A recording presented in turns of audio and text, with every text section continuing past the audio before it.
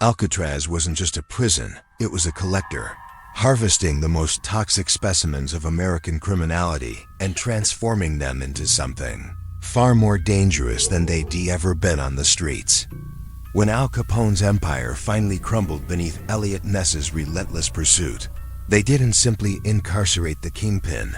They fed him to an island that had developed an appetite for legendary evil.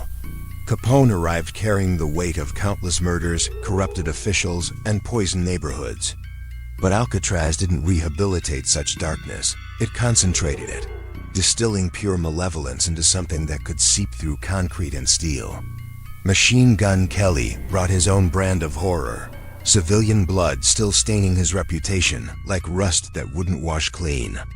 His 3 escape attempts weren't desperation, they were feeding attempts, trying to deliver his accumulated violence back to the mainland before the island could claim it permanently. The Tommy gun that earned his nickname had carved channels through innocent flesh, and now those same patterns began carving themselves through Alcatraz's stone corridors. James Jimmy the Pope, Lucas arrived as small-time corruption, but the island's influence transformed him into something more virulent.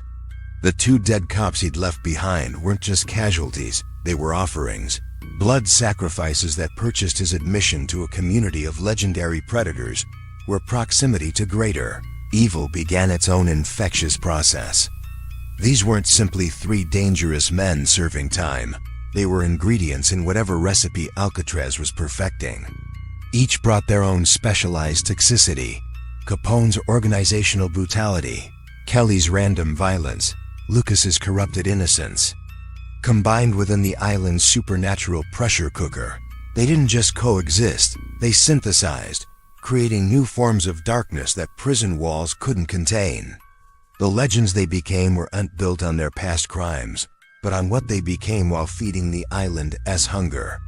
Alcatraz didn't house dangerous men, it bred them, using their existing evil as raw material for horrors that would eventually seep into America as collective unconscious and never fade.